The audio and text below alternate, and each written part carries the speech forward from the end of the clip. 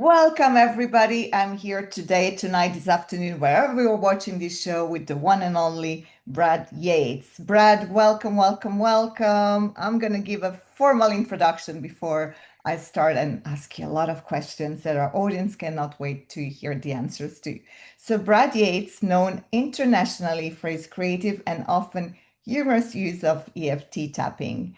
Brad is the author of the best-selling children's book, The Wizard's Wish, the co-author of the bestseller Freedom at Your Fingertips, and a featured expert in the film The Tapping Solution. He has also been a presenter at a number of events, including Jack Canfield, Breakthrough to Success, has done teleseminars with The Secret Stars, Bob Doyle, and Dr. Joe Vitale, and has been heard internationally on numerous internet talk shows.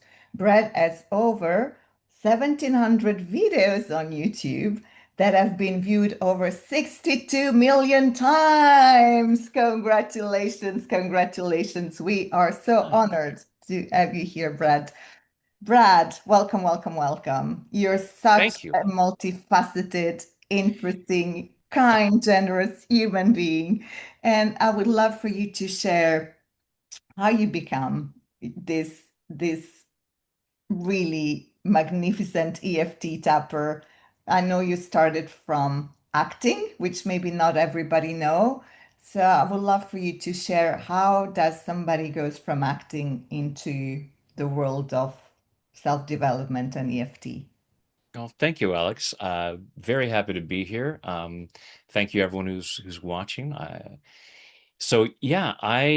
had gotten my degree in theater. I traveled the world doing theater, including performing in Italy. I studied acting in London, and then I decided to go to Hollywood to be a movie star, as one does. Of course. And while I was there, I met a woman, fell in love, and got married. And when our first child was on the way, I thought, I might need a backup career. 'Cause I'm not a doctor, but I did play one on TV. I saved Sammy's life on Days of Our Lives, but not enough Congratulations. days to raise and support a family. So started looking for other things that I could do as a side hustle. And I saw an ad for hypnotherapy school, and I thought, hey, that would be really cool. I've always been fascinated by the power of the mind. And even though that's not exactly a steady paycheck, it at the beginning, it's another entrepreneurial thing, but thought, hey, that would be cool. And so I started building a small practice and still continued my acting. And then after a couple more years, our second child was on the way, and I realized as much as I loved acting, personal development was my calling. This is what I was meant to do. And so we decided to leave LA and move to Northern California to raise our kids closer to their grandparents. And once I'd made the move, through some other hypnotherapists, I heard about this energy psychology conference going on in Las Vegas. And this guy named Gary Craig was teaching this thing called EFT, where you tap on your face. And I know that when folks first hear about tapping and they go, wow, that looks really weird. In my time as an actor, one of the things I had done is I had gone to Ringling Brothers and Barnum and Bailey Clown College. True story. And so this was not the strangest thing I'd ever done. So I might have been a little bit more open-minded than the average person. And just found it fascinating, especially when Gary gave everyone a piece of chocolate and said, okay, on a scale of 0 to 10, how much do you want this chocolate? And I was a bit of a chocoholic, and I thought, oh, it's like an 8 or a 9. And then we just tapped for a few minutes on wanting chocolate.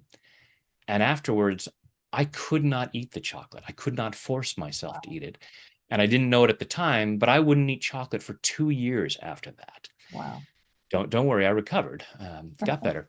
But but I thought, wow, this is really interesting. So at my next hypnotherapy session after that conference, I said, like at the very end, it's like, yeah, we've got 5 more minutes. Can I show you this thing that I've been learning? And started doing that more and more. And little by little, they became tapping sessions. They became my main modality. And then I would often, and still do, often end with some hypnosis or guided imagery at the end of the session. And then a couple years go on, and this thing called YouTube comes out on the internet. And I thought, wouldn't it be cool if people could do a tapping session to start their day, to have a really good day? And I'll call it Tap of the Morning because I'm silly like that. And I didn't even know how to upload it. I had to have someone upload it. And I thought, okay, I've got a video on YouTube. Yay, I'm done. Because so there was no plan of having this channel with videos. And then like 6 months passed, and I thought, I probably should have a video for people to end their day. And I'll call it Tap of the Evening, and then I'm done. And then a few months later, I had another idea, and another idea, and another idea, and now I have over 1,700 videos. It's Amazing. Amazing. yeah. So and here we How are, many years for coming 17? up on 2 decades next year. Wow, So I've incredible. been on there for a long time. So Congratulations. thank you. Congratulations. Brad, were you ever, I'm going to say, put into an environment where at the beginning people maybe said, just go and get a job, you're getting a child. Were you ever confronted to that reality or never? Oh yes, there were Okay. definitely, and that suggestion, for folks who remember the show The Odd Couple, and Felix was, asked to remove himself from his place of residence. That request came from his wife. Yes, the request to get a job came from my, Okay. understandably. We were raising a family, and no, I got a job, and it was good because I had been so chronically or underemployed that even it's like not the first time I'd had a job. Obviously, I had jobs in college, worked in Mhm. video cassette stores and things Oh, like that. I remember Uh, those. had waited tables as an actor, as one does. I've worked at two amusement parks, Disneyland and Universal Studios Oh, Hollywood, wow. as a tour guide. So, I but for the most part, I never had like a steady real job until had a family. But but recognized when I was working the value of being useful. Because when I was unemployed, I didn't realize at the time I was saying, I'm just keeping myself available for acting jobs, or I'm keeping myself available for hypnotherapy clients, or whatever it might have been. And in that time, not being as useful as I could. And uh, so, over there in England, the Thomas the Tank Engine is very famous. Yes. I have a Thomas on my desk here because the highest compliment from Sir Topham Hatt is you are a really useful engine. Mm, And so having some kind of job, having some kind of work where I was regularly being useful was incredibly valuable to my self-esteem. I didn't realize how much it affected my self-esteem to not be working until I was working more regularly. So yeah, and because hypnotherapy work, it wasn't like instantly payoff. It's like now I have a steady paycheck. Um, I had more control over it than as an actor, so you got to understand, I retired from acting over 20 years ago. Back then, there wasn't YouTube. There weren't all the opportunities that actors have now to put their own work out there. mhm. It was much more so at that time. You worked when someone hired you. So you couldn't didn't have the opportunity to make the work for yourself until you were already successful enough to have your own production company and creating those opportunities. So as a hypnotherapist, I had at least a little more control. I mean, still, I had to get someone to hire me, but there are more avenues to be able to do that and to reach out and find clients. And then, certainly once I was on YouTube, that opened me up to a much larger audience. And I, my videos the tapping videos have never been designed as marketing tools. I never go, okay, how do I find clients? What do I make a video on that's going to find clients?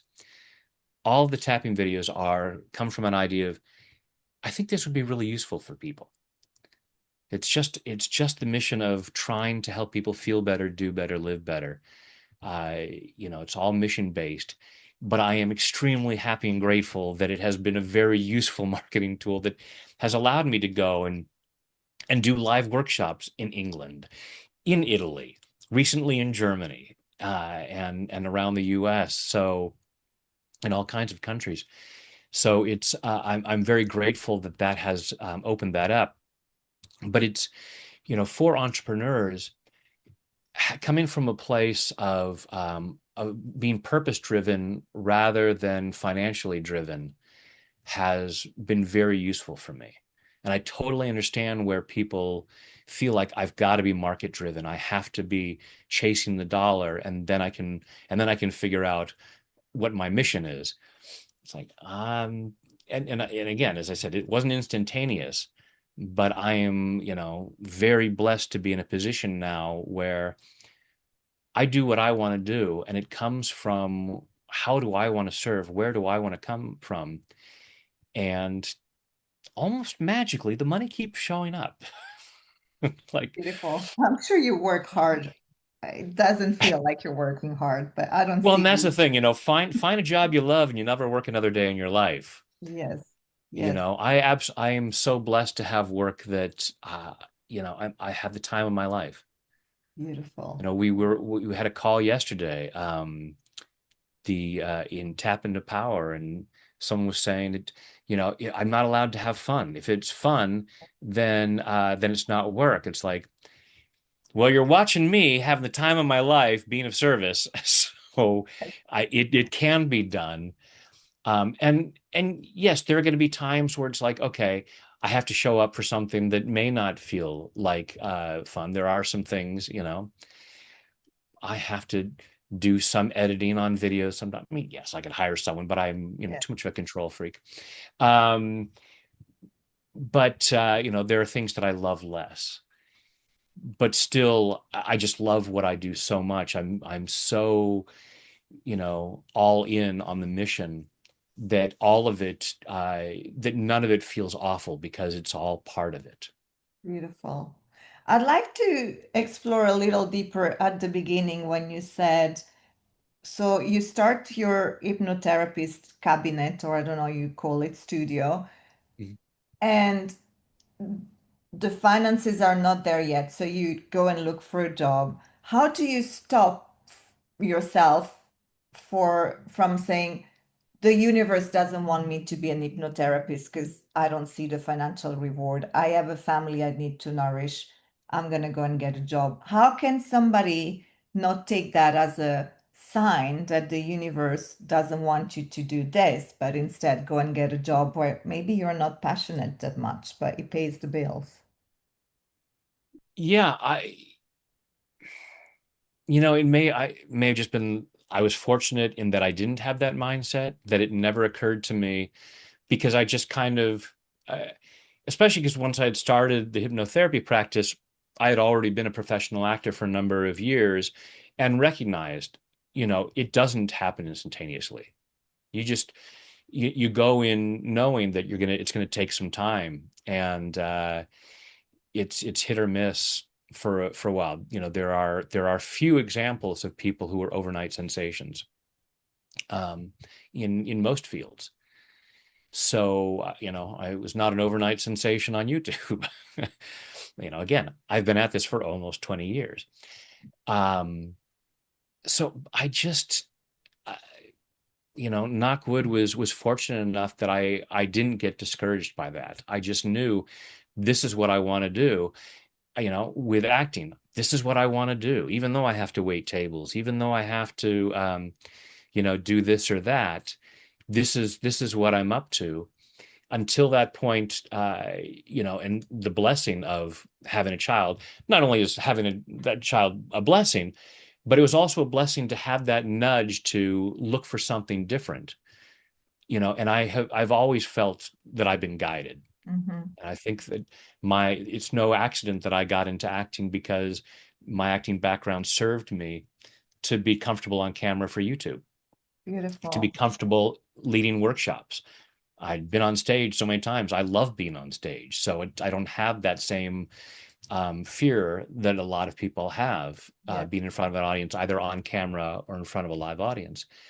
Um, so it was beneficial in that, but that nudge to, it was divinely ordained that I had to have that nudge to personal development, and even though it didn't happen overnight, it's like this is the direction I'm meant to go.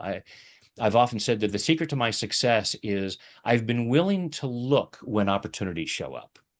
I haven't always said yes to every opportunity, but when a door shows up and seems open, I'll at least peer in and go, hmm,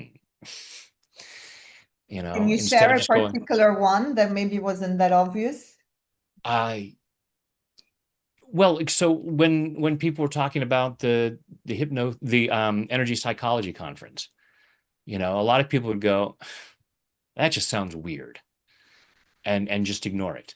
Um, different God, I can't Really? even different things where someone has reached out. When the Ordiners reached out to me to be in the film The Tapping Solution, I actually said no at first because they wanted me to fly to New York from California. And I was not making a lot of money at that time. It's like, that's a really expensive flight, to be in a film from someone I've never heard of. And it's like I entertained it, but it's like at that time I couldn't.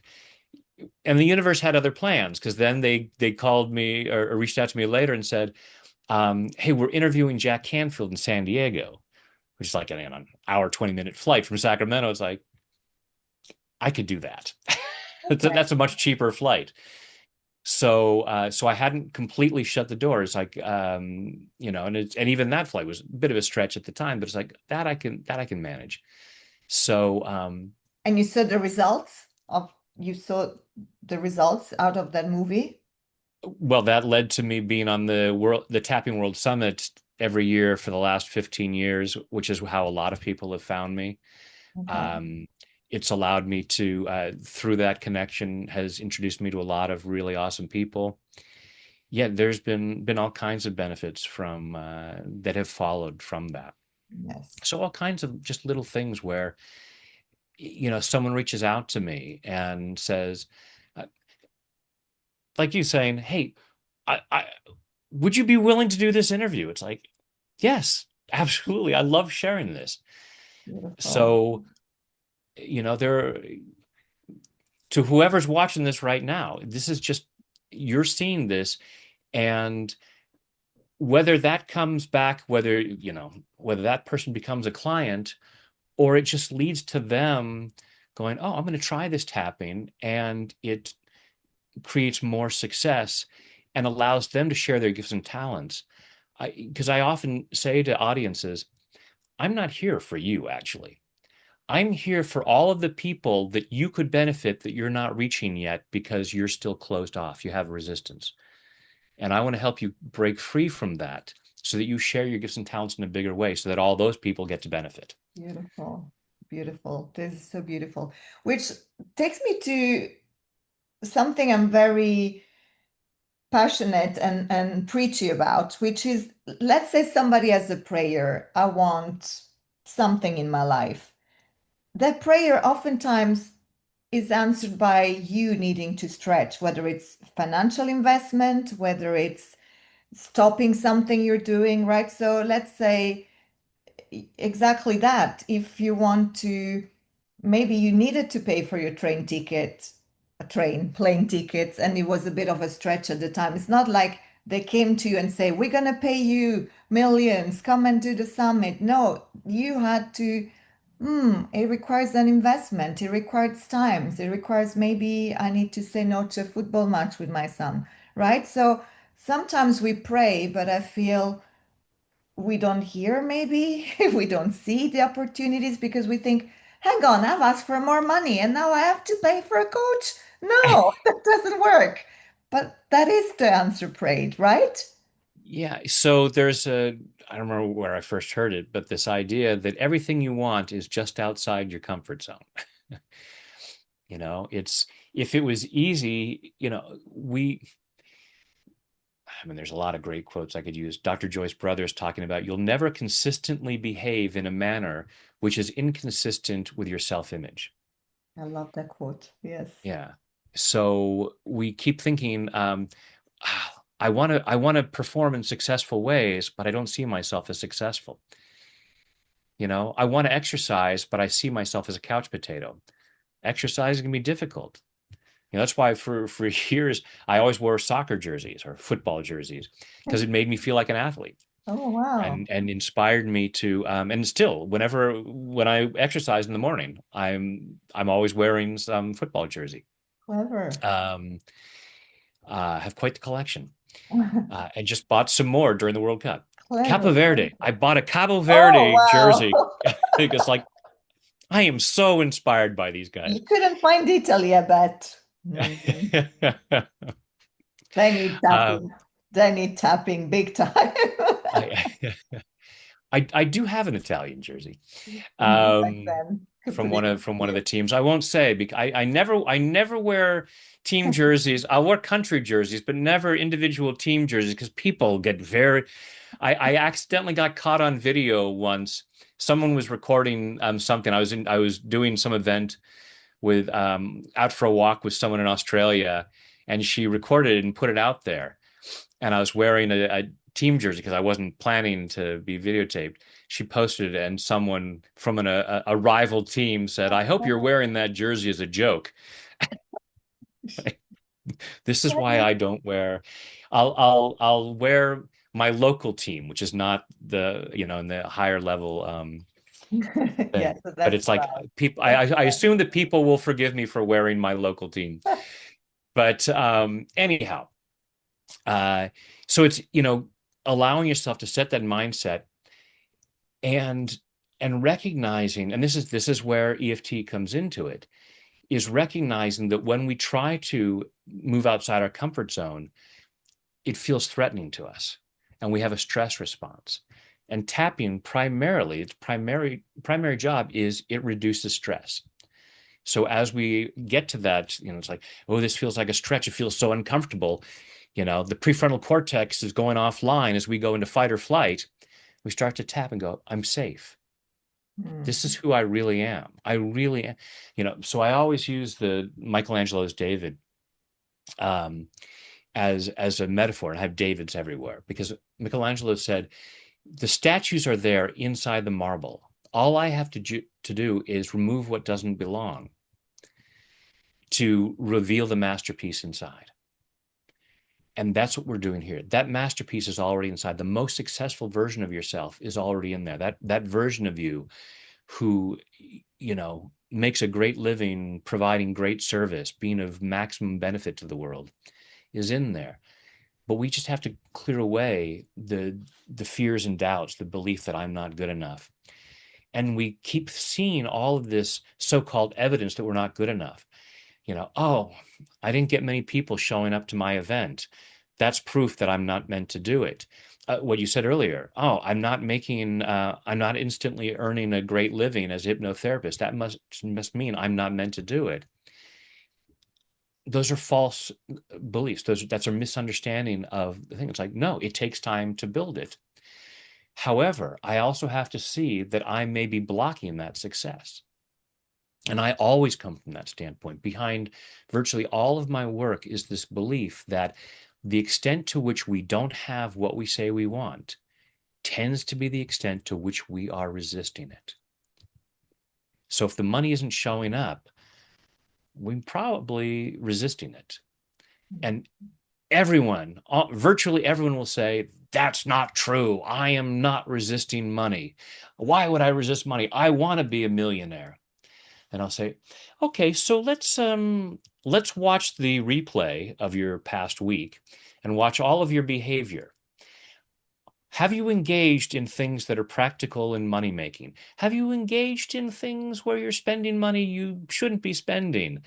Um, and would the videotape show evidence that you are actually doing all you can to have more money in the bank?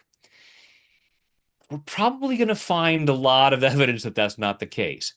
And we'll come up with it. Oh, I've got, this and that. We'll come up with excuses. It's like, just tap and relax and recognize it's just resistance. Why is there resistance? Because we have all kinds of garbage about why money is bad. Mhm. You know, all these beliefs that, how many of us have heard money is the root of all evil? Yes, pretty much And everybody, I think.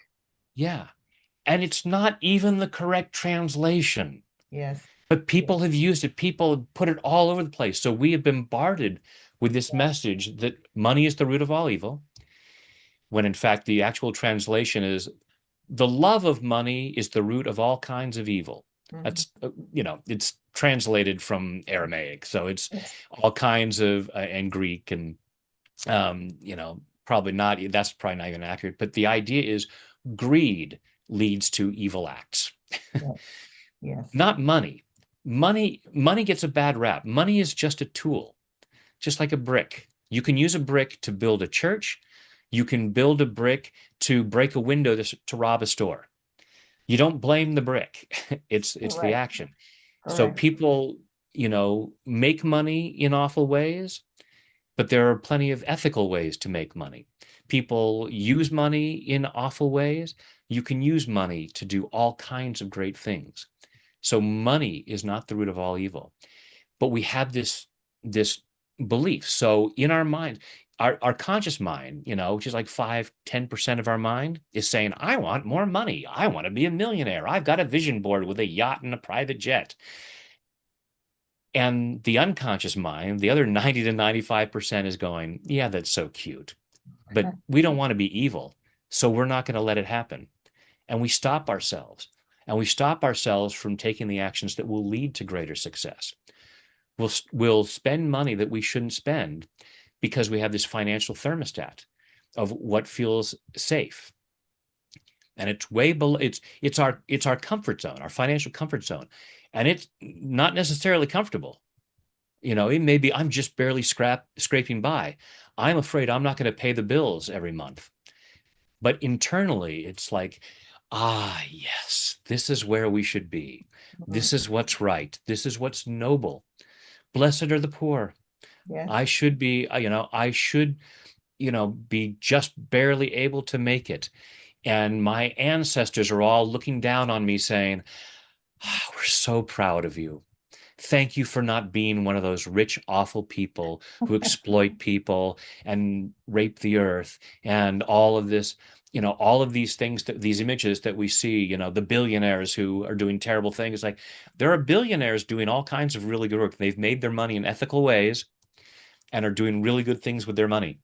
Yes. So it's not the money's fault, but allowing ourselves and the idea that I have no resistance to money is resistance to money. When anyone who is saying I have no resistance to money, it's brilliant. You are brilliantly keeping yourself in your financial comfort zone. Don't hear that as a judgment. It's not a judgment at all. It I've always said if I did a TED talk, the title would be Your Self-Sabotage is Brilliant. Now knock it off. Mhm. And I always say self-sabotage is simply misguided self-love. Every act of self-sabotage where you somehow forget to go to that business meeting, where you somehow find some reason why you can't finish writing that book, why you somehow spend more money than you should have on something. It's self-sabotage, and it's brilliant because part of you says, this keeps me safely in my comfort zone. And we wish we could stay in our comfort zone, having our same old beliefs and our same old behaviors, and the universe says, I'm still going to force money on you. I'm just going to ram the millions down your throat, even though you're unwilling to be the person who has that mindset, who has that frequency. Yes. Yes. You know, I've sometimes said when people ask me what I do for a living, I want to say I help people change their mind. And most people go, I don't want to change my mind. Don't you dare try to change my mind. Yes. But Absolutely. here's the thing. If you always do, we've all heard the expression, if you always do what you've always done, you'll always get what you've always got. Yes. Keep doing what you're doing. You're going to keep getting the same results.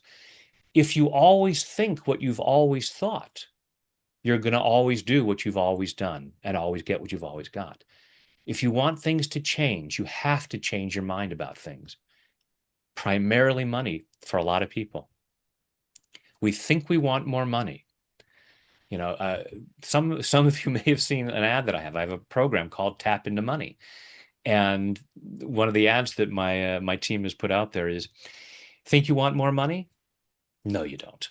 At Yeah. least not all of you does. Yes. There are parts of you that are desperate to keep you exactly where you are financially. And don't, it's not because you're bad or stupid. It's not that you're weak or lazy. It's just that you have programming about why you should not have $1 more, £1 more, €1 more, whatever it might be. You, any more money in part of your mind would be wrong. And so you brilliantly find ways to not do that. And I'm gonna say for all of you watching, your higher self knows that that's not where you're meant to be because you're seeing this right now. You're hearing this message. You're allowing yourself to crack open that door and go, what else might be possible? Yes. You Yes. know, I am not predetermined to be stuck at this financial level. And now let me see where there might be resistance, why I might be resisting it, why part of me believes that I couldn't or shouldn't have that. And I always come from this point. And it may be that universe, God, source does want us, does say, hey, for this lifetime, this is all you're going to have. But I don't know what that number is. So I'm always going to assume, because an abundant universe, I can go out at night and see just as many stars in the sky as Sir Richard Branson or Bill Gates or whoever you might think of. I, I can see as many stars as they do. So I'm going to be open to the idea that the sky's the limit for my abundance. And to the extent that I don't have more, maybe my resistance. Not that I need more. Yes. I'm not you know, I don't need a private jet. I don't want a private jet. I have all kinds of reasons for not wanting a private jet that have nothing to do with money.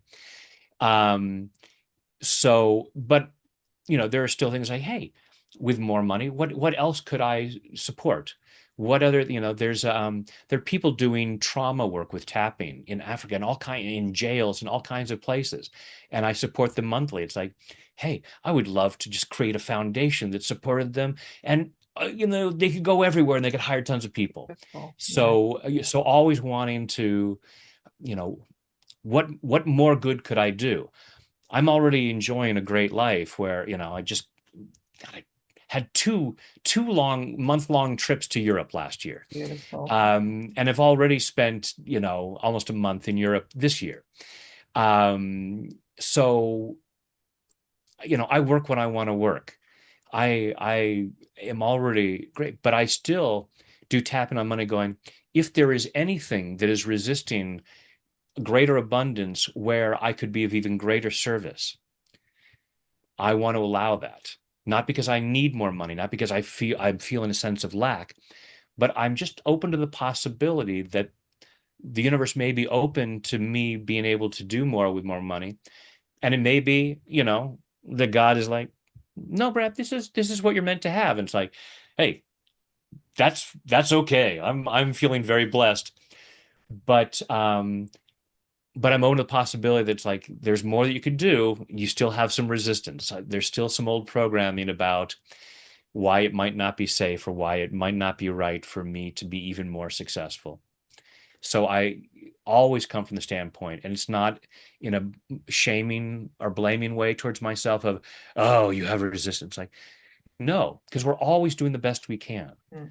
So for everyone watching this, wherever you're at with your business, with your finances, don't blame yourself. Don't feel bad about it. Be compassionate with yourself, going, I'm doing the best I can with the programming I have. I want to keep changing my mind about money so that I can change my behavior around money and what's possible so that I can change my financial status. Beautiful. Beautiful. So, Which sorry, that was a long rant, but But we're when gonna the stay ideas in go, this. it's like, We're gonna stay in this because a lot of people tell me that are maybe not so much into self-development and say, oh, Alex, as a money breakthrough coach, you need to work with broke people. But once they are, at six figures, they don't need you anymore. I'm like, no, everybody needs money mindset. And actually, even if you've got millions, you can still use a good money mindset, right? It's not just, and where do you put the line also? Until what? When people are broke, that's okay. But then it's not, what is that line? So what would you Absolutely. say to that? Absolutely. And it's not that we should want more. There's a are you familiar with Lynn Twist? No. Oh, got to check her out. She has a book called The Soul of Money. I've seen her Okay. speak a number of times. I actually had a chance to meet her once. Um, so she talks about the three great money myths. The first one is uh, the first one is more is better. The second one is uh, this is just the way it is. And I just had it a moment ago and brain fart.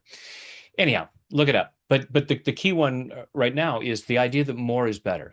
And we have this. And so we know there are people out there who have made money and use money in unethical ways because they subscribe to this belief that more is better. And that's the greed, where greed is the root of evil. And this need, my self-esteem is dependent upon my financial statement. I need to be richer than other people. I'm not enough yet. I'm not enough at this much money or this much money. And the line is always moving. Yes, So absolutely. it's not a matter of coming from that place. It's a matter of what more good could I do if I had more? Hmm. And wherever we're at, like I said, because I'm doing just fine, but I am always open to the possibility that I still have resistance around even more. And and and part of that more, sometimes it's donating, and sometimes it's just when I go on a trip and I'm paying for services and I'm tipping people well and all of that, I sit there and go, I'm so grateful for the financial abundance that allows me to be a channel of abundance for others Yeah. by paying for goods and services. When I'm buying something, or I'm in a store, I'm in a restaurant, I'm thinking these people get to pay their bills because I'm in a position to show up and pay for this meal. Yes. I'm in a position to buy this product. Yes. I'm in a position to go on this trip so that the tour guide is able to then, you know, pay their bills. Yes. So it's Beautiful, being in a position to keep the economy going. Your poverty doesn't serve anybody. buddy. And Correct. we have all this programming that it's good to be poor. It's noble to be poor. You're not supporting the economy. And it's not to shame anyone who's poor, Yes. because whatever your level of poverty, you're doing the best you can with the programming you have. And now allowing yourself to go, all right, I'm going to do something to try to change that programming because I want to, affluence means flow. I Yes. want to be part of the flow of abundance. So it's not a matter of I need all this money and I need to keep it for myself. It's I want this money. I want to establish enough so that I'm taken care of, so that if something happens to me as I get older, I'm able to take care of myself. But then I also want to have, I've sometimes said abundance is enough to share. Yes. Beautiful. You Beautiful. know, What do you think of the concept of tithing, the 10%? I think it's great finding places that and whether that's to a church or whether that's to just things that support you. And so sometimes donation is like a tithing. It's like, hey, I love I love the work that this person is doing or this organization is doing. And so tithing traditionally to the church is for the good work that the church can do, but sometimes you can go directly to some charity and all kinds of things. There are people who have sometimes sent me money and said, "This is a tithe." I Mm. just find I feel so supported by the work that you do on YouTube or whatever. Beautiful. that I want to do that. It's like, oh, and they've written this is a tithe. Oh, beautiful. Does it need to be 10%? You think, is there a cosmic law that says 10%? I'm not a numbers person, so it's there I people say it's 10%, people say it's 5%, some people will say it's more than that. You know how it's you feel drawn. When I see like someone recently had a GoFundMe and it's like, oh, you know what, that's awesome what you're up to. And so I'll just go, what's the right number? Oh, okay, that. Okay. Yeah. And I'll send that amount, Okay. and I'm still aware of, from my there's still this actor mindset where it's like I have no money, and it's like I'll give them $5. It's like, come on. Beautiful. So still I'm still aware the thought that comes up. Yes. um so it's just a gut feeling of, okay, what feels like the right amount here, rather than saying, well, the rules say it should be 10%. And and sometimes we tithe, and we donate through services. Mm, For me, making YouTube videos, and now I do have ads that run on YouTube now, so I do make some money off of that. Not a ton, but it's like, I could argue, it's like, okay, but I didn't do that the first 10 years. Coming up on 20 years, I didn't the first 10 years. yeah. Um, and I resisted putting ads on. It was like, no, this is my gift to the world, and I shouldn't profit from it. Okay. And I realized that's a money block. Oh, Why not? People are still able to watch it for free. They just have to watch 5 seconds of an ad, or 15 seconds or whatever it might be. And it's like, hey, yes. that's they can folks can do that.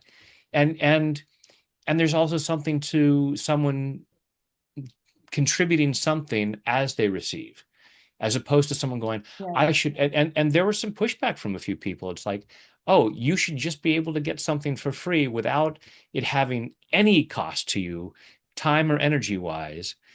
And not to blame or shame anyone, because that's their mind. They're doing the best they can with their programming, but allowing it to go, wow, am I really so poor, energetically as well as financially, that I can't contribute 15 seconds of time in Yes. order to receive something? Yes. you Yes. know and yeah, absolutely no judgment there, just allowing ourselves to look at it and go, isn't that interesting? Mm, Wow, what kind of poverty mindset do I have that I've been given, not that I chose, not that it's not my fault, but that I come from that standpoint of, I should just be given something with nothing on my part, with no effort on my part. yes. And if you have that mindset, please tap to clear it. Yes. Please release that, because if you have that mindset, you're putting yourself in a victim mentality, and you're not going to create abundance from that mindset. Absolutely. You know? Brad, I want to ask you, you have videos on winning the lottery. So let's take an individual who doesn't do tapping, self-development, anything, and then one day goes and win millions. Is that because they have no resistance to money? What is happening there energetically? Well, so that's the interesting thing, Alex, because statistically, many people, if not, I think statistically, it's the majority of people who win the lottery within a short time are back to where they were. Hmm. They make bad investments. They spend it unwisely. They do all kinds of things because they don't have that money mindset. And so they're at this financial thermostat. This is where I'm comfortable. We all have this financial thermostat. And when we start to make more money, we turn on the air conditioner and bring it down. When we start to have less money than we're comfortable with, we turn the heater on. So someone who wins the lottery, suddenly it's like a blast furnace. It's like, oh my God, I'm boiling in here. And they do all kinds of things to bring it back down. So we look at it's like, wow, they just suddenly have this financial abundance. Like, yeah, but it's probably not going to last until or unless they do something to change their money mindset. So just having the money come in is worthless if it doesn't sustain. So is it a strike of luck? Like the universe saying, okay, you can have it for a day, but then they, Yeah. yeah. Well, and many of those people will say there was nothing lucky about that Um, because it's a very painful experience. mm. So how it happens is above my pay grade. You Um, were going to tell me because there is a big jackpot on the Capital Radio this Friday. yeah. So, that person is open to at some energetic or psychic level, they're open to the experience of winning, but not keeping. Mm, And there are other people who are open to the experience of winning. And who knows? There are because people will say, there are people out there, I mentioned Bill Gates and Sir Richard Branson earlier. I don't know that they have any familiarity with tapping at all, but they were certainly, multimillionaires, if not billionaires, before tapping was even out there. Um, so that's that they didn't tap their way to riches. So they would say, why not me? It's like because they were raised with different mindsets. mhm, mhm. It's different for everyone. There are people who are terrible with money, but great with physical fitness. There are people who have terrible health, but just naturally are great with people and have wonderful relationships, if not with their own body, with other people. Mhm. And so we all have, um, again, we're all doing the best we can with our programming. And so even though Branson and Gates were not wealthy at the beginning. They didn't come, some people are born into wealth. Mhm. I have a friend, my best friend in kindergarten is a billionaire. He was raised as a millionaire. That grew, but he had that money mindset to begin with. So there are some people who just it's like, oh, money, yes, please and thank you. Mhm. It's okay. So not everyone has to tap, but it's allowing ourselves to go, okay, I don't want to subscribe to the idea that those people are going to have money, the haves and have nots. And Mhm. that's just the way it is. Yes, The yes. haves are always going to be haves and the have nots are always going to be have nots. No, it's a mindset thing. Some people, have won the lottery in terms of mindset. Yes. Some of those people are not happy. There are families with generational wealth that I have a very close friend who has worked with some of these families because the generational wealth has caused so much trauma. Mhm. It's not the wealth that has trauma. It's that there are mindsets there that money couldn't solve. We have this idea money's going to solve things. Like no, because the problems are not money problems. Mhm. Yeah. you Yeah. know they're mindset problems. They can be solved with or without money, and as we solve our mindset things, we can be more open to money. So we can say, all right, that person was able to become a billionaire without ever tapping. Mhm. Great. They had a different mindset than I did, Mhm. and I may have a greater capacity um, for other things that they don't have. Yeah. And maybe they could use some tapping Yes. to be more successful in other areas of their lives. Um, so it's not like, oh, once I have all this money, all my issues are solved. Yeah. We can definitely see there are people that is definitely not the case, Yeah. and they're miserable. But not again, don't blame money on that because a lot of people, be tapping, actually be tapping your collarbone right now and just going, okay, it's not that money makes you miserable, but we have that image. So a lot of people have this idea. It's like, oh, money may not be the root of all evil, but it is the root of all misery. Because I can see these rich people going through multiple divorces and everybody hates them. And I don't want to be hated. Yeah. So I'm going to brilliantly resist money. Absolutely. Yeah. Yeah. Yeah. So it's just recognizing, okay, there are people um, who don't need to tap in order to have more money or to be, healthier. There are some people, it's like, people who tap to improve their health and to clear cravings, like I did with chocolate. There are some people who just naturally avoided chocolate. It's just not of interest to them. Very few. Um, Very few. yeah. just, Which brings us whatever. to luck. Is there such a thing as luck? Again, that one's above my pay grade. To me, it's a matter of, it's been said, luck is where opportunity meets Preparation.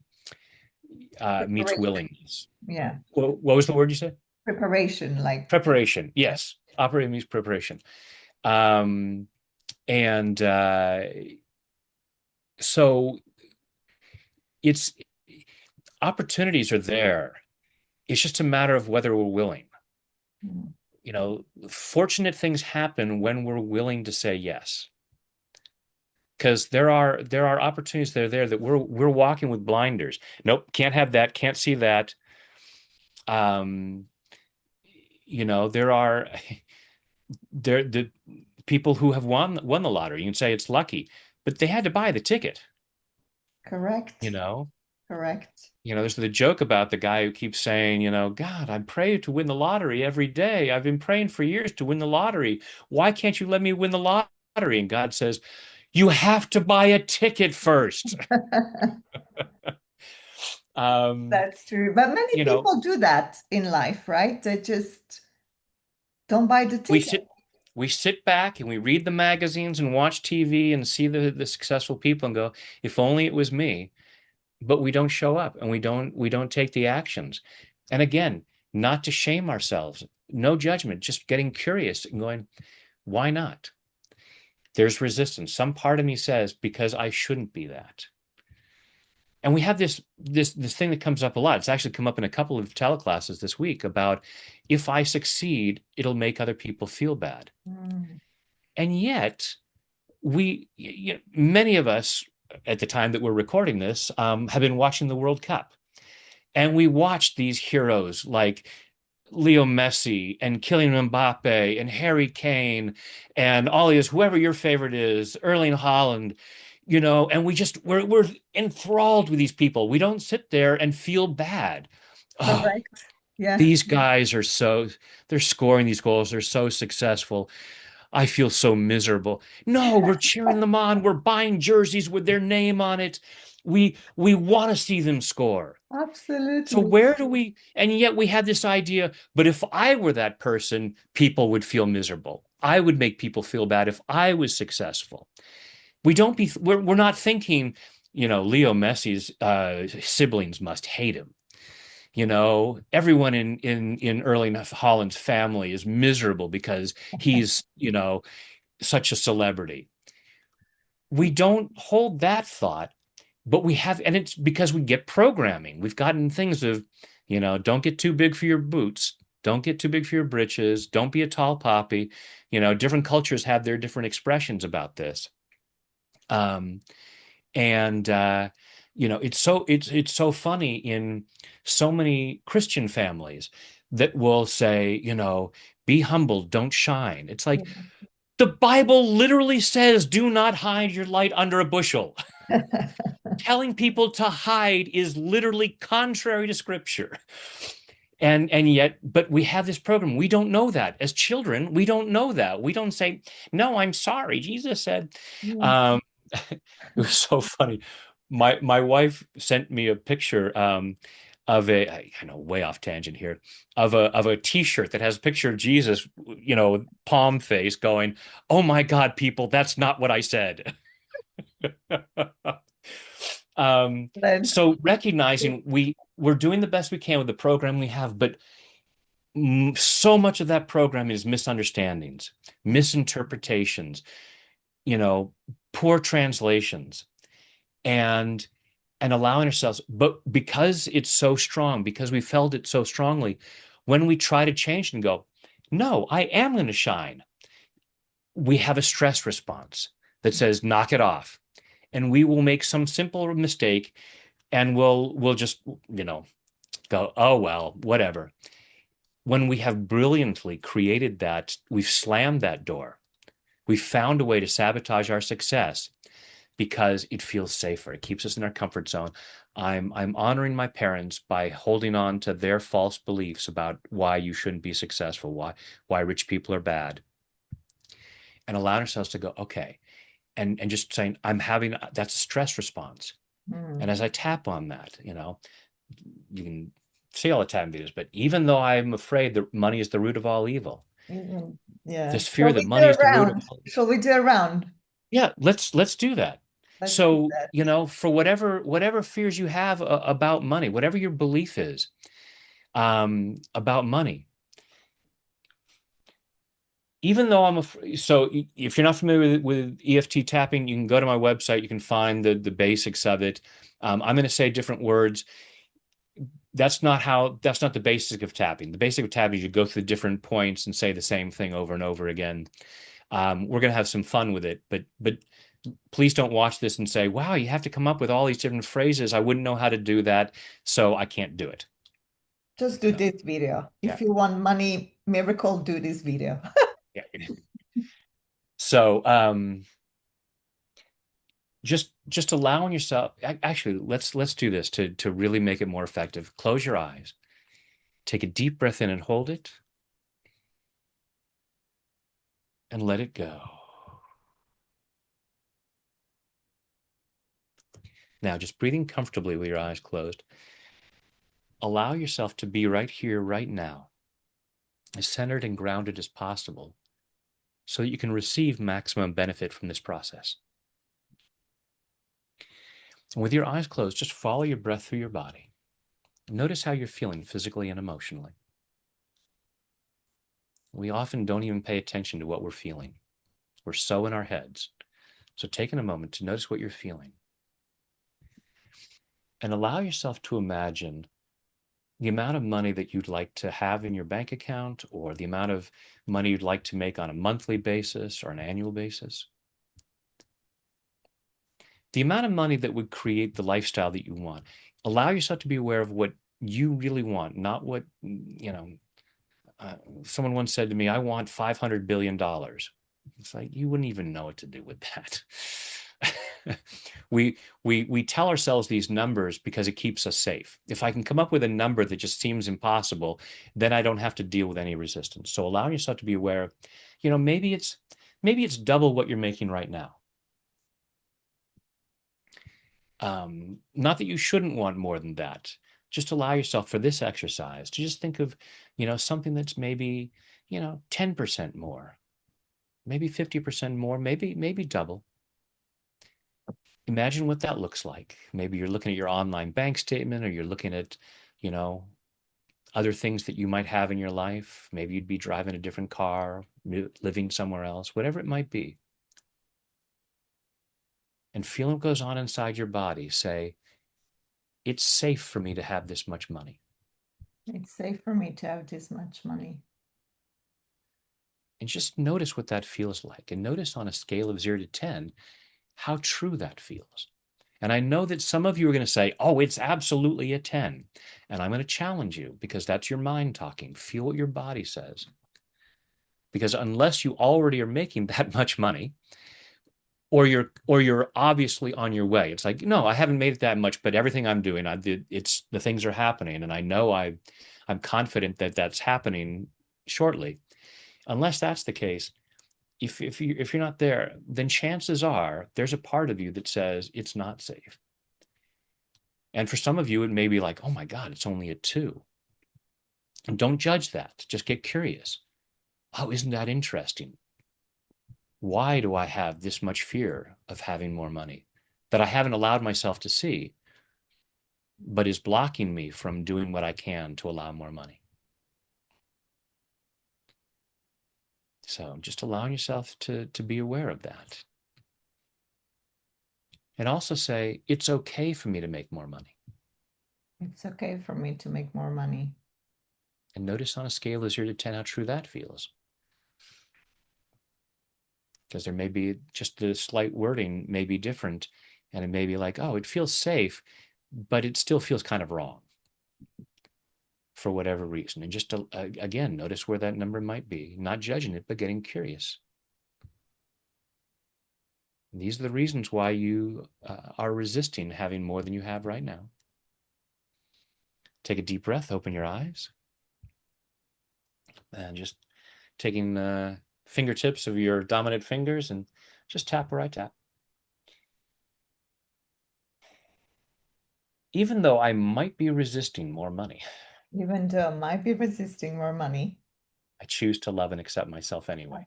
choose to love and accept myself anyway. Even though I might be resisting more money, Even though I might be resisting more money, I choose to love and honor myself anyway. I choose to love and honor myself anyway. Even though I might be resisting more money, Even though I might be resisting more money, even though I'm very resistant to that idea, even though I'm very resistant to that idea, but at least for the moment, but at least for the moment, I'm going to allow myself to entertain the possibility I'm going to allow myself to entertain the possibility that there might be some resistance there that there might be some resistance there based on some old programming based on some old programming about why I couldn't or shouldn't have any more money. about why I couldn't or shouldn't have any more money. So I'm brilliantly limiting it. So I'm brilliantly limiting it. And even though I might have some resistance to more money, And even though I might have some resistance to more money, I choose to deeply and completely I choose to deeply and completely love, honor, and accept myself. love, honor, and accept myself. And maybe anyone else who might contribute to this resistance, And maybe anyone else who might contribute to this resistance, because I choose to feel that free. because I choose to feel that free. All this possible resistance to money. I'm going to use both hands. Absolutely. You can use both hands on both sides of the body.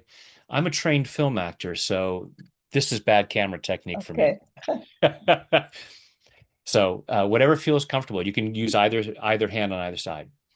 So real quick, the points we're going to use are right here at the beginning of the eyebrow, right at the corner of the eye, right under the middle of your eye, right under your nose, right under your mouth, just above the chin, right here where your collarbones just about meet, and you can make a fist right there. Get both those points. Right here, just under the armpit, right about bra strap level, and I'm sure even the guys can figure out where that is. And then top of the head, and you just tap around the crown of the head. So those are the points we use. So all this possible resistance to money, All this possible resistance to money, all this possible resistance to money, all this possible resistance to money, even though part of me insists I have no resistance. even though part of me insists I have no resistance. I'm doing everything I can to make more money. I'm doing everything I can to make more money. I'm doing everything I can to increase my wealth. I'm doing everything I can to increase my wealth. And part of me knows that's not true. And part of me knows that's not true. And I'm open to the possibility And I'm open to the possibility that it's not that I'm bad or stupid. that it's not that I'm bad or stupid. It isn't that I'm weak or lazy. It's not that I'm weak or lazy. It's just that I've got some unfortunate programming about money. It's just that I've got some unfortunate programming about money. All these ideas that money is the root of all evil. All these ideas that money is the root of all evil. I choose to clear that thought. I choose to clear that thought. It's not even an accurate translation. Not even accurate translation. So I'm releasing it from every fiber of my being. So I'm releasing it from every fiber of my being. Money is a useful resource. Money is a useful resource. You can use it for good or bad. You can use it for good or bad. I'll only use it for bad if I'm a bad person. I only use it for bad if I'm a bad person.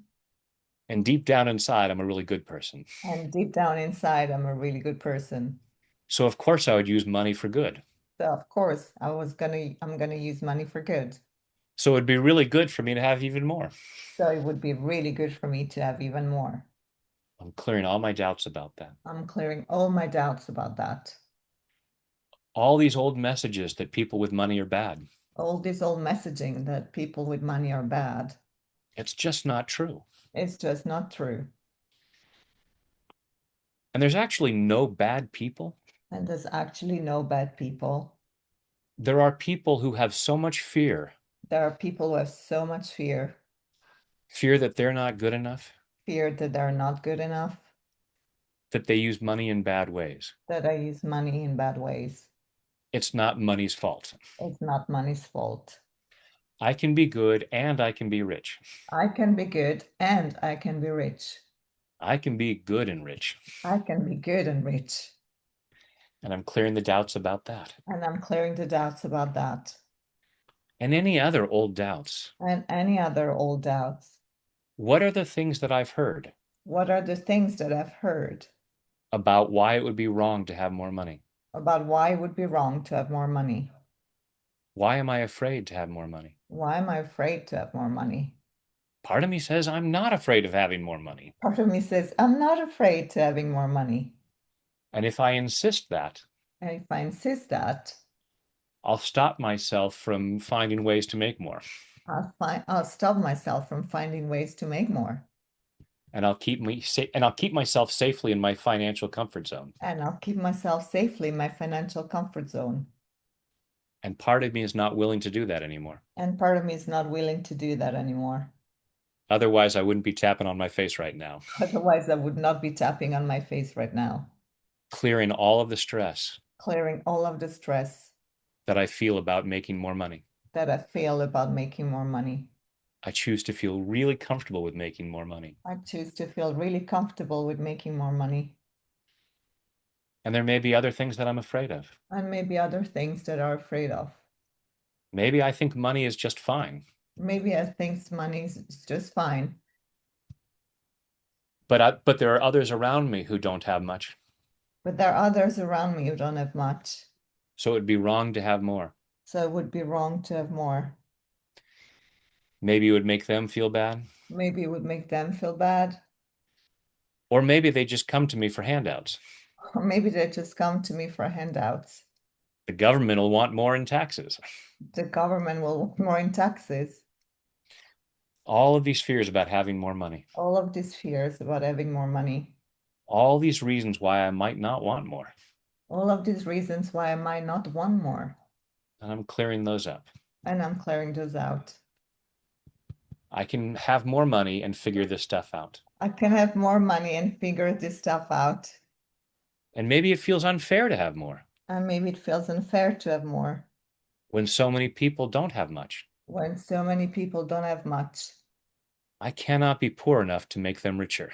I cannot be poor enough to make them richer.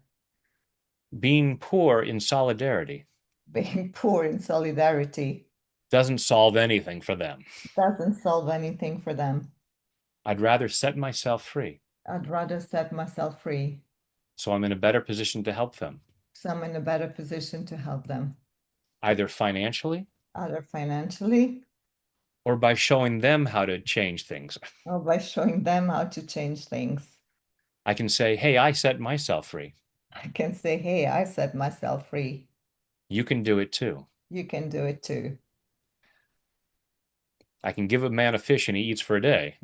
I can give a man a fish and eats for a day. And sometimes that's helpful, And sometimes that's helpful. but I can also be in a position to teach him how to fish, But I can also be in a position to teach them how to fish. but not if I refuse to learn how to do so. But not if I refuse to learn how to do so.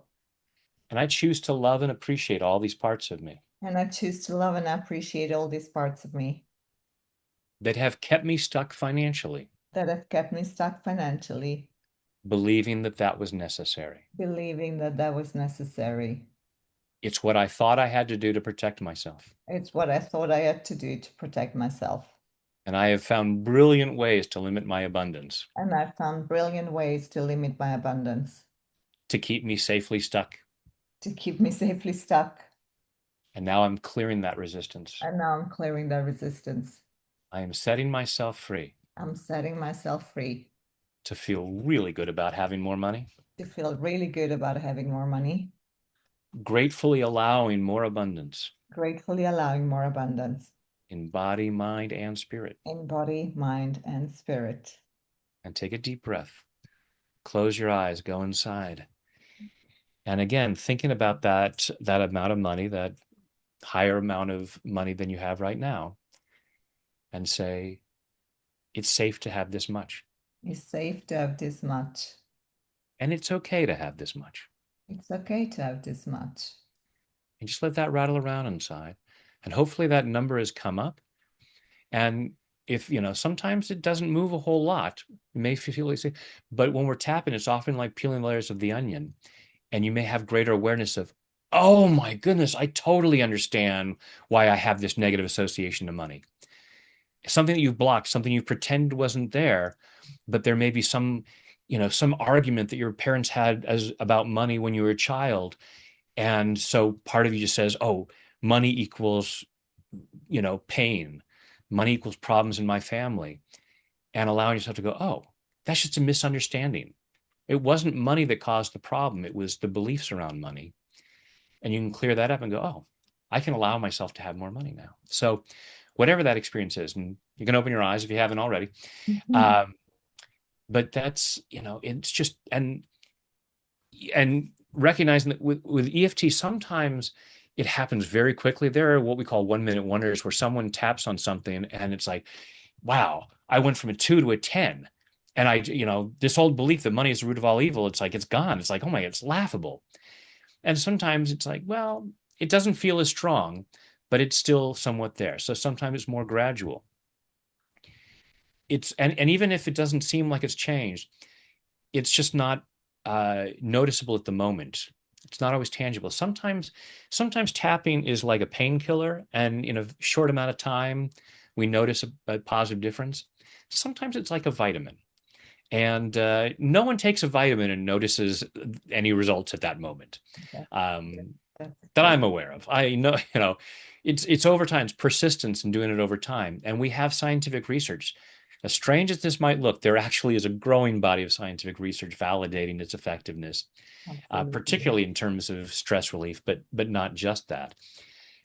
So even if you're not noticing a difference right now, for most of you, it's like, oh, I don't necessarily feel that it's safer to have more money, but I do feel a little more calm. uh, that's very normal. You may have found yourself yawning or different physical things that happen, and maybe that didn't happen. But the science would suggest that there are subtle things happening that you may not notice, but it is having a positive benefit for your well-being. That's why I recommend tapping on a daily basis Absolutely. and chipping away. And for me, financially, when I first learned tapping on money, when I did my first tapping into abundance class, I was $50,000 in debt and I was earning $9 an hour as a temporary secretary. Wow. So I was not, so I didn't wait. It's like, okay, I knew that it was beneficial because I'd seen results of tapping already with the chocolate and other things. So I didn't say, okay, once I've made $1 billion, then I can teach other people how to tap. It's like I know that I can help you because I've already been doing it with hypnotherapy. I know that I'm good at coaching, so I want to start doing this now. And it didn't. I didn't become a millionaire the first year. It took a while, but it kept growing gradually. You know, to where I have a seven-figure net worth. Um, but it's little by little was going, okay, where's that resistance? And, fortunately through my work, I had a lot of people coming to me asking me to tap on money. So I was getting to do that when I've made tapping videos on money. It's like, this is for you guys. And it's also for me because I'm always allowing that more and more and seeing that, continue to grow. It's like, oh, I'm now making $100,000 a year. Oh, now I've doubled that. Oh, now I've quadrupled that. And as I've continued to clear the resistance, and I totally attribute to that. And yes, there are other things like, oh, but you hired a marketing team. Yes, but I had to get to the point where I could hire a marketing team, to do some of the things so that I don't have to do it all myself, That's beautiful. and again, it's another thing is abundance comes to the extent that we allow it. It will come through our work sometimes. Sometimes it will come through a tithe. Sometimes it will come through a lottery winning. Sometimes it will come through an inheritance. And so we can write it off and go, oh, well, that doesn't count. It only shows up if we allow it. There are people who could inherit lots of money, but they've burned all their bridges with their family. Mm. Or they've, made some bad choice, or whatever it might be.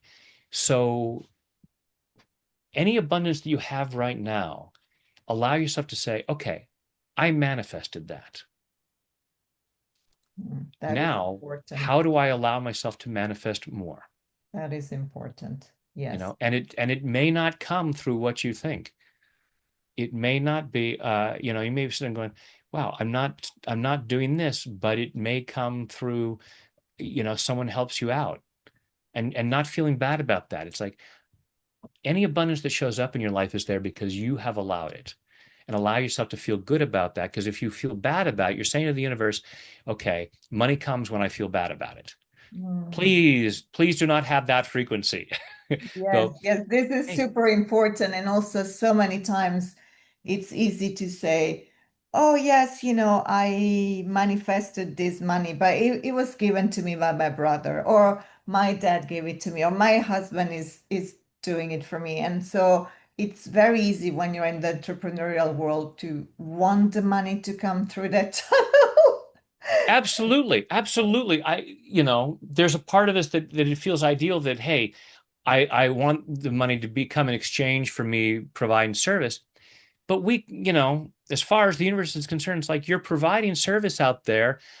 Today, I'm going to allow the abundance to come in through a side door. It Beautiful. doesn't mean that it's because the universe is paying us for our energy in the ways that we put that out there.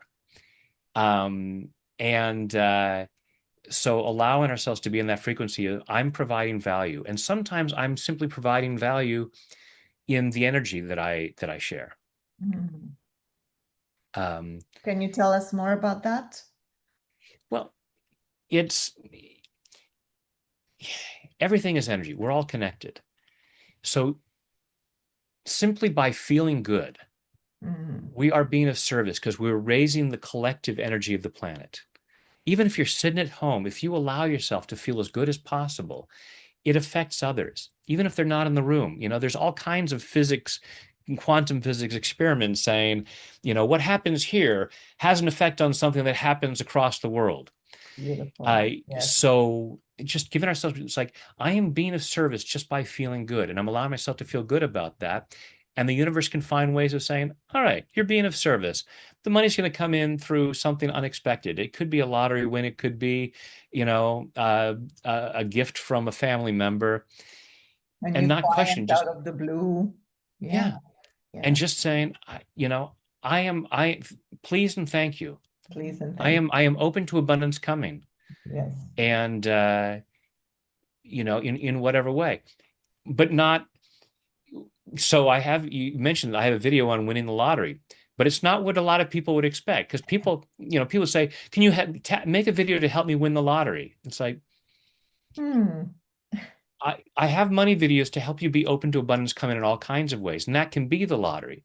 The problem with the people who say, I need to win the lottery is because that comes from a mindset of, I don't have value that is equal to the amount of money that I want. Hmm. The only way that I can have the money I want is by the money being gifted to me in some unusual way because don't have enough value to offer.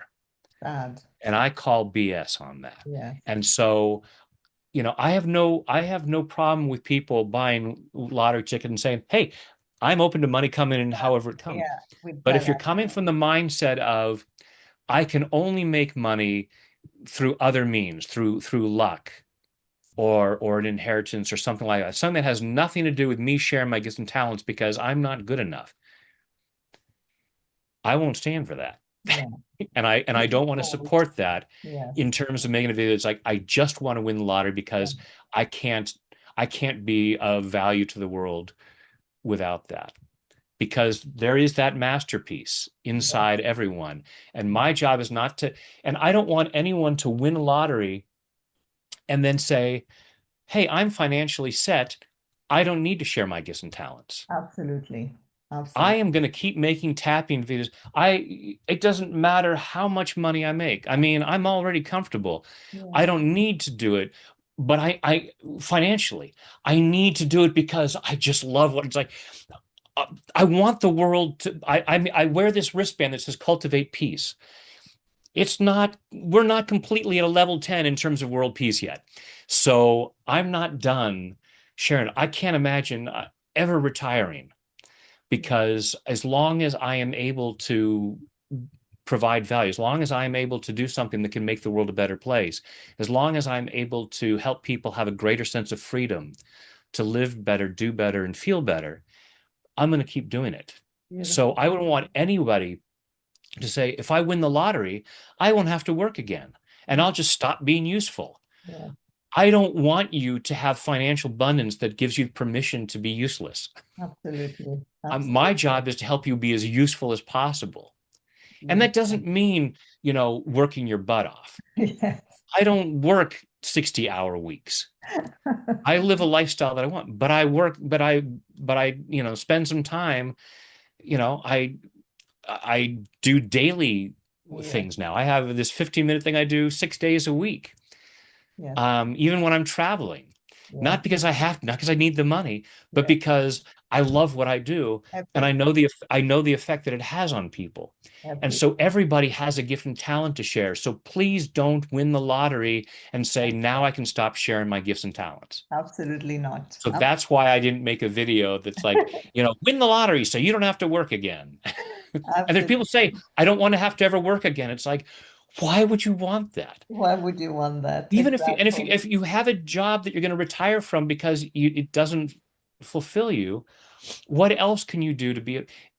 But again, it's not always work. It's you are being useful by being, at this high frequency, by being joyful, by being grateful, and you may not be, you know, doing a job or doing something like that. Yeah, But if it's just being in the world and just spreading positive energy, you're doing something. And if you're absolutely. not there now, if I'm not in a positive mindset now, if I'm not sharing positive energy now and I win the lottery, it makes it very comfortable for me to not raise my frequency. Yes, absolutely. Absolutely. So Absolutely. that's it. All right, we're gonna have to wrap this up, We're but gonna have to I've wrap been it on my up. You soapbox too mystery much. revealed about your wristband. I've been in your world for so long, I never knew what it was. I was always, always wondering what it was. Brad, do you want to close by explaining the fingers, and we're gonna say goodbye on that beautiful note? Oh, thank you. So yes, so the other Michelangelo masterpiece, the creation hands from the Sistine Chapel.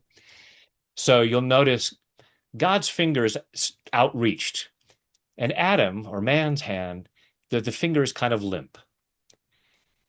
And if he just reached up, it Michelangelo was brilliant. It's not like this far apart. It's just a slight effort to raise that finger. It's not huge effort. It's just enough to reach and connect. And that space in between, someone once said it's the most important inch in art history Yes. because it's so brilliant. It's that resistance that someone said Michelangelo painted that way. It's free will. It's the free will to not connect. Hmm. But why wouldn't we? Because this is connection to the source of all things, the connection to abundance, health, love, everything you could want, joyful joy. Why wouldn't we do it? And that's the question. It's not a judgment. It's not we're stupid. We're just lazy. There's resistance there. That's what are the beliefs about why I couldn't or shouldn't just lift my finger and connect. And so you can go on YouTube and see where I do the weekly intention alignment, and there's plenty of those now on YouTube. And you'll see the logo that I have is I've adjusted the picture to have the fingers connect, and there's a burst of light. And it's not correcting Michelangelo's painting. He didn't get it wrong. I'm not saying, oh, he should have made it. No, it was brilliant. Brilliant. And because he was in that painting, in that little thing, he painted the source of our human issues, Wow. our resistance to connecting, whether you think of it as God or source or universe or abundance or your goals or love or whatever it is. Where is that resistance? We need to do the lifting. We need to do the And lifting. just going, And it's just the false beliefs that I have about why I'm not worthy. I'm not good enough to connect to God. Mm. I'm not worthy of that abundance, that joy, that so please clear that nonsense. You are a Be tapping here as you hear this. You are a magnificent child of the universe, God, source, whatever word you like to use. You're worthy and deserving of the best this world has to offer. There is nothing that is too good for you. Wow. And when you allow yourself to know that, that is a gift to others. That is not arrogance. Self-love is the most important thing. Conceit and arrogance is not self-love. We get so confused about that. You know, this idea, if I love myself, that's not humility. No, no. Humility is saying, I know that I'm created from awesomeness. Mm. I didn't do it all on my own. Yeah, But we don't honor the creator by saying, I'm a piece of crap. absolutely. This We is honor the creator by saying, hey, nicely done. Now, what can I do with that? How can I use the gift that you've given me to be of service? So, all right. Thank Uh, you. That was a true honor, a true blessing. Looking forward to all the miracles this video is going to generate. And for all the other 1700 videos, go and follow Tap with Brad on YouTube and tapwithbrad.com. It's been a true honor. Thank you so much, Brad. My pleasure. Thank you so much for the opportunity, Alex. And thanks to everyone who's watched this and hopefully tried the tapping. I'm sure. Lots of love. Thank you.